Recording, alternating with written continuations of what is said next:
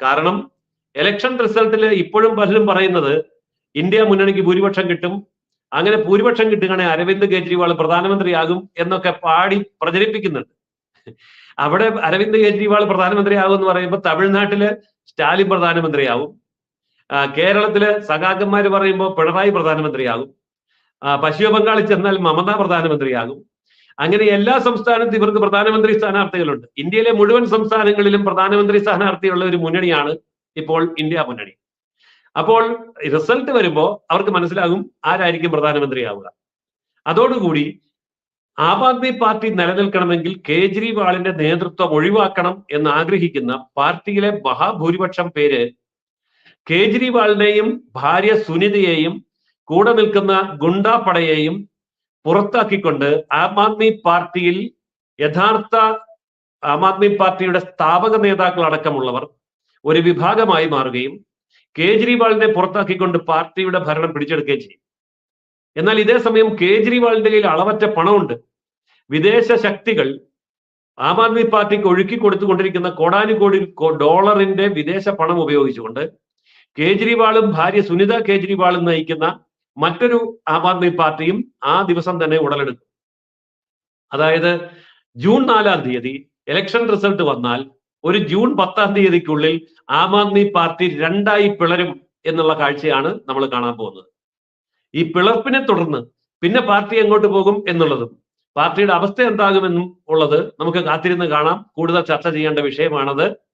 എന്തായാലും 10 വർഷം കൊണ്ട് 2 സംസ്ഥാനങ്ങളിൽ അധികാരത്തിൽ വരികയും ഒരു ദേശീയ പാർട്ടി എന്നുള്ള അംഗീകാരം നേടിയെടുക്കുകയും ഇന്ത്യയിലെ ആം ആദ്മികളുടെ, അതായത് പിന്നോക്ക ജനവിഭാഗങ്ങളുടെ വലിയൊരു പ്രതീക്ഷയായി മാറുകയും ചെയ്ത ഈ പ്രസ്ഥാനത്തിന്റെ കഥ കഴിയാൻ പോകുന്ന കാഴ്ചയാണ് ഇപ്പോൾ നമ്മൾ കണ്ടുകൊണ്ടിരിക്കുന്നത്.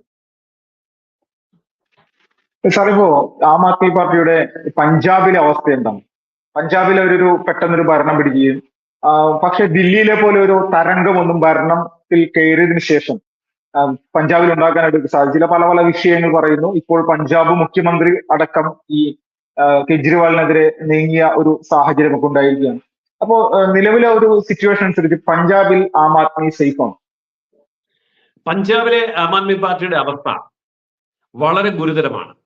അതിന്റെ പ്രധാനപ്പെട്ട കാരണം ഡൽഹിയിലെ ഭരണത്തെ കണ്ടുകൊണ്ടാണ് പഞ്ചാബിലെ ജനങ്ങൾ ആം ആദ്മി പാർട്ടിക്ക് വോട്ട് ചെയ്തത്. അപ്പൊ ഡൽഹിയിലെല്ലാം സൗജന്യമാണ്, ഇലക്ട്രിസിറ്റി സൗജന്യമാണ്, വെള്ളം സൗജന്യമാണ്, അല്ലെങ്കിൽ സ്ത്രീകൾക്ക് യാത്രാ സൗജന്യമാണ് എന്നൊക്കെ പറയുമ്പോൾ ഇതൊക്കെ ന്യായമായും ആം ആദ്മി പാർട്ടി അധികാരത്തിൽ എത്തിച്ച പഞ്ചാബിലെ ജനങ്ങൾ പ്രതീക്ഷിക്കും. പക്ഷെ സത്യം എന്തായിരുന്നു എന്നുള്ളത് ഇപ്പൊ മനസ്സിലാകുന്നുണ്ട്. നാടൻ ഭാഷയിൽ പറഞ്ഞാൽ വാഴയ്ക്ക് നനയ്ക്കുമ്പോൾ ചീരയ്ക്ക് പ്രത്യേകം വെള്ളം ഒഴിക്കണ്ടല്ലോ എന്ന് പറയും പോലെ രാജ്യ തലസ്ഥാനമായിട്ടുള്ള ഡൽഹിയിലെ വികസന പ്രവർത്തനങ്ങൾക്ക് വേണ്ടി കേന്ദ്ര ഗവൺമെന്റ് കാര്യമായിട്ടുള്ള പണമൊഴുക്ക് നടത്തുമ്പോൾ ആ വെള്ളമൊഴുക്കിൽ നനഞ്ഞ് കിളിർത്തു മുളച്ചു വന്നതാണ് ആം ആദ്മി പാർട്ടി എന്നുള്ളത് പഞ്ചാബിലെ ജനങ്ങൾക്ക് ഇപ്പൊ മനസ്സിലായി. അതായത് ഡൽഹി ചെയ്യുന്ന സൗകര്യങ്ങളൊന്നും പഞ്ചാബിൽ ചെയ്യാൻ പറ്റുന്നില്ല. കാരണം ഡൽഹിയിൽ കേന്ദ്ര ഫണ്ടുണ്ട്, കേന്ദ്ര പദ്ധതിയുണ്ട്, കേന്ദ്രത്തിന്റെ പ്രത്യേക ശ്രദ്ധയും പരിചരണവും പ്രോജക്റ്റുകളുമുണ്ട്. ഇതെല്ലാം പിണറായി വിജയൻ ഇവിടെ കേന്ദ്രത്തിന്റെ പദ്ധതിയൊക്കെ എന്റേതാണെന്ന് പറയുന്നത് പോലെ അരവിന്ദ് കെജ്രിവാൾ കേന്ദ്ര സഹായം മുഴുവൻ എന്റെ കഴിവാണ് എന്ന് പറഞ്ഞുകൊണ്ട് ഡൽഹിയിൽ ഉപയോഗിക്കുകയാണ് ചെയ്യുന്നത്. പക്ഷെ പഞ്ചാബിൽ അത് ചെയ്യാൻ തികയുന്നില്ല. കാരണം പഞ്ചാബിന് സംസ്ഥാന പദവി പൂർണ്ണ സംസ്ഥാന പദവി ആയതുകൊണ്ട് മറ്റ് സംസ്ഥാനങ്ങൾക്ക് കൊടുക്കുന്ന രീതിയിലുള്ള ആനുകൂല്യങ്ങൾ മാത്രമേ കിട്ടൂ. അവിടുത്തെ വർദ്ധിച്ച ജനസംഖ്യക്കുള്ളിൽ അത് ചെയ്യാൻ പറ്റില്ല. ഇതിപ്പോൾ പഞ്ചാബിലെ ജനങ്ങൾ മനസ്സിലാക്കി.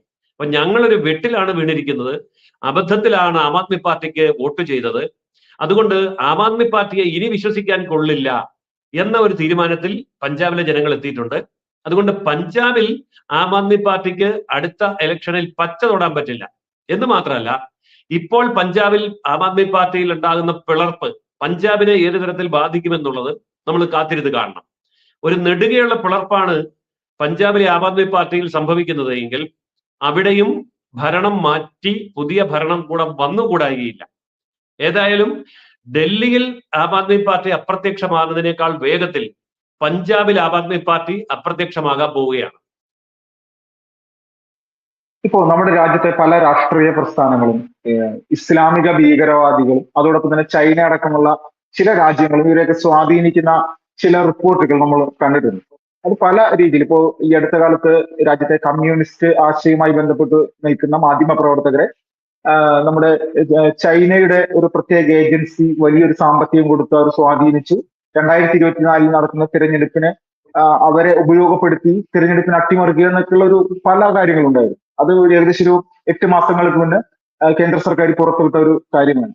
അപ്പൊ ഈ സമയത്ത് നമ്മള് ഈ ആം ആദ്മി പാർട്ടിക്ക് പഞ്ചാബിലെ പഴയ ഭീകരവാദ പ്രസ്ഥാനമായിട്ടുള്ള ഖാലിസ്ഥാനുമായിട്ട് വലിയ ഒരു ബന്ധമുണ്ട്. ഖാലിസ്ഥാന്റെ കയ്യിൽ നിന്ന് ഒരു വലിയൊരു ഫണ്ട് ഈ ആം ആദ്മി കൈപ്പറ്റിയിട്ടുണ്ട് എന്നുള്ളൊരു വാർത്ത കൂടി വന്നിട്ടുണ്ടായിരുന്നു. ഇതിനെ പറ്റിയിട്ട് എന്താണ് മൊത്തത്തിൽ ഒരു ബി ജെ പി എന്ന് പറയുന്ന രാഷ്ട്രീയ പ്രസ്ഥാനം ജനങ്ങളുടെ മുന്നിലേക്ക് എന്താണ് വെക്കുന്നത്? ഏറ്റവും നല്ല ഒരു ഉദാഹരണം കർഷക സമരമാണ്. ഇപ്പൊ കർഷക സമരം ഈ ഇലക്ഷന് തൊട്ട് മുമ്പ് വീണ്ടും ആരംഭിക്കാൻ ശ്രമിച്ചു. ഡൽഹിയിലേക്ക് മാർച്ച് സംഘടിപ്പിച്ചു. ഡൽഹി അതിർത്തിയിൽ തന്നെ മാർച്ച് തടഞ്ഞു. അവിടെ സമരം തുടർന്നു. അപ്പോൾ ഈ കർഷക സമരത്തിന് മുമ്പിൽ കേന്ദ്ര ഗവൺമെന്റ് മുട്ടുമടക്കും. ഞങ്ങള് ഡൽഹി അതിർത്തിയിൽ കുത്തിയിരുന്നു കൊണ്ട് റോഡ് ഉപരോധിക്കും. സമരം ഒരിക്കലും പിൻവലിക്കില്ല. രാഷ്ട്രീയം എന്നുള്ളത് ഇതിലില്ല. കർഷകന്റെ വിഷയം മാത്രമേ ഉള്ളൂ. അതുകൊണ്ട് ഇലക്ഷൻ ഞങ്ങൾക്ക് ഈ സമരത്തെ ബാധിക്കില്ല എന്നായിരുന്നു പറഞ്ഞിരുന്നത്. എന്നാൽ ബി ജെ പി എല്ലാ കാലത്തും പറയുന്ന ഒരു കാര്യമുണ്ട്. വിദേശ ശക്തികളുടെ രഹസ്യമായിട്ടുള്ള പിന്തുണയും വൻതോതിലുള്ള സാമ്പത്തിക സഹായവുമാണ് കർഷക സമരത്തിന് പിന്നിലുള്ളത്. അതിൽ ഖാലിസ്ഥാൻവാദികൾ വ്യക്തമായ പങ്ക് വഹിക്കുന്നുണ്ട്. അതിന്റെ തെളിവുകൾ സഹിതം, അതിന്റെ അക്കൗണ്ട് ഡീറ്റെയിൽസും വന്നിരിക്കുന്ന പണത്തിന്റെ കണക്ക് സഹിതം പബ്ലിക് മീഡിയയിലേക്ക് ബി ജെ പി പണ്ടേ കൊടുത്തിട്ടുണ്ട്. അതൊക്കെ ഇ ഡിയുടെ കേസുമായി ബന്ധപ്പെട്ട് ഇ ഡി മുന്നോട്ട് വെക്കുന്നുണ്ട്. അപ്പോൾ തെളിയിക്കപ്പെട്ട രേഖയുള്ള ആധികാരികമായ തെളിവുകളുടെ പിൻബലത്തോടു കൂടി ഇങ്ങനെയുള്ള നിയമപരമായ പോരാട്ടം ഒരു വശത്ത് നടക്കുമ്പോൾ കേജ്രിവാള് അറസ്റ്റിലാവുന്നു, ജയിലിലേക്ക് പോകുന്നു. നമ്മളിവിടെ നോട്ട് ചെയ്യേണ്ട ഒരു കാര്യം, കേജ്രിവാളിനെ അറസ്റ്റ് ചെയ്ത് ജയിലിലാക്കിയ ഒറ്റ ദിവസം കൊണ്ട് പഞ്ചാബ് അതിർത്തിയിലെ കർഷക സമരം സ്വിച്ച് ഇട്ടതുപോലെ നിന്നുപോയി. അപ്പോൾ കേജ്രിവാളിന്റെ അറസ്റ്റും കർഷകരുടെ സമരവും എങ്ങനെയാണ് ബന്ധപ്പെടുന്നത്? അതിന്റെ അർത്ഥം ഇതാണ്: കേജ്രിവാളിന്റെ പാർട്ടിയെയും പഞ്ചാബിൽ നടക്കുന്നതായിട്ടുള്ള കർഷക സമരത്തെയും സപ്പോർട്ട് ചെയ്യുന്നത് ഖാലിസ്ഥാൻവാദികൾ അടക്കമുള്ള വിദേശ ഭീകര സംഘടനകളാണ്. ഇതിന്റെ പിന്നിൽ പല വിദേശ രാജ്യങ്ങളും കളിക്കുന്നുണ്ട്. അപ്പോൾ അതിന്റെ വസ്തുതകളൊക്കെ പുറത്തു വരാൻ പോകുന്നേ ഉള്ളൂ. ഏതൊക്കെ രാജ്യങ്ങളിൽ നിന്നാണ്, ഏതൊക്കെ സംഘടനകളിൽ നിന്നാണ്, എത്രയൊക്കെ കോടാനുകോടി ഡോളറാണ് ഈ പറഞ്ഞ ആം ആദ്മി പാർട്ടിക്കും കർഷക സമരത്തിനും വേണ്ടി വരുന്നത് എന്നുള്ളത് വ്യക്തമാകാൻ പോകുന്ന കാര്യമാണ്. ഇത് രണ്ടും ഒരേ നാണയം തന്നെയാണ്. അതിന്റെ ഇരുവശം എന്ന് പറയാനില്ല, ഒരേ വശം തന്നെയാണ്. അപ്പോൾ ആം ആദ്മി പാർട്ടിയുടെ പിന്നിലും വിദേശ ശക്തികളുണ്ട്, കർഷക സമരത്തിന്റെ പിന്നിലും വിദേശ ശക്തികളുണ്ട്. ഈ വിദേശ ശക്തികളിൽ ഏറ്റവും തെളിഞ്ഞു പ്രവർത്തിക്കുന്നത് ഈ സിഖ് ഭീകര സംഘടനയായിട്ടുള്ള ഖാലിസ്ഥാൻവാദികളാണ്. ഈ ഖാലിസ്ഥാൻവാദികൾക്ക് പണവും ആയുധവും ആശയവും നൽകിക്കൊണ്ട് രാഷ്ട്രീയ മുഖം മൂടി ഇട്ടുകൊടുക്കുന്ന പരിപാടിയായിരുന്നു അരവിന്ദ് കെജ്രിവാളിന്റെ ആം ആദ്മി പാർട്ടി ചെയ്തത് എന്നുള്ളത് ഇനി തെളിയാൻ പോവാണ്. അതായത് ഖാലിസ്ഥാൻ ഒരു വശത്ത് പുറകിൽ നിൽക്കുമ്പോൾ ആം ആദ്മി പാർട്ടിയെ മുന്നോട്ട് നിർത്തുന്നു. ആം ആദ്മി പാർട്ടിക്ക് ആവശ്യത്തിന് പണം പമ്പ് ചെയ്ത് കൊടുക്കുന്നു. പഞ്ചാബ് എന്ന് പറയുന്ന സംസ്ഥാനം ആം ആദ്മി പാർട്ടിക്ക് കൊടുക്കാനുള്ള സാമൂഹിക അന്തരീക്ഷവും രാഷ്ട്രീയ അനുകൂല സാഹചര്യവും ഉണ്ടാക്കുന്നു. ഇതിന്റെ എല്ലാം പിന്നിൽ ഇന്ത്യ തകർന്നു കാണണമെന്ന് ആഗ്രഹിക്കുന്ന വിദേശ ശക്തികൾ അടക്കമുള്ളവരുണ്ട് എന്നുള്ളതിന്റെ ഏറ്റവും വലിയ തെളിവാണ് പാകിസ്ഥാനിലെ മുൻ മന്ത്രി MP അരവിന്ദ് കെജ്രിവാളിന്റെ കാര്യത്തിൽ നടത്തിയ പ്രതികരണം, കോൺഗ്രസ് പാർട്ടിക്ക് കൊടുത്തിരിക്കുന്ന പിന്തുണ. അതായത് കോൺഗ്രസും അരവിന്ദ് കെജ്രിവാളും പാകിസ്ഥാനിൽ നിന്ന് പ്രിയപ്പെട്ടവരാണ്. രാഹുൽ ഗാന്ധിയും അരവിന്ദ് കെജ്രിവാളും പാകിസ്ഥാനിലെ ജനപ്രിയ നേതാക്കന്മാരായി മാറുകയാണ്. അവിടുത്തെ MP-മാര്, മന്ത്രിമാര് ഇങ്ങനെയുള്ളവരെ പിന്തുണയ്ക്കുകയാണ്. അപ്പോൾ അന്താരാഷ്ട്ര ഗൂഢാലോചന ഈ രണ്ട് ശക്തികളുടെയും പുറകിലുണ്ട് എന്നുള്ളത് വരും കാലങ്ങളിൽ തെളിയാൻ പോകുന്ന യാഥാർത്ഥ്യമാണ്. അതിന്റെ പിന്നിൽ ചൈനയുണ്ട്, പാകിസ്ഥാനുണ്ട്, അതുപോലെ ജർമ്മനിയുണ്ട്, കാനഡയുണ്ട്, അങ്ങനെ പല രാജ്യങ്ങളുമുണ്ട്. അപ്പോൾ ഇങ്ങനെയുള്ള രാജ്യങ്ങളും ആ രാജ്യങ്ങളിലുള്ള ആൾക്കാരുടെ പങ്കും നമ്മൾ ശ്രദ്ധിക്കേണ്ടതാണ്. മറ്റൊന്ന് ബ്രിട്ടനാണ്.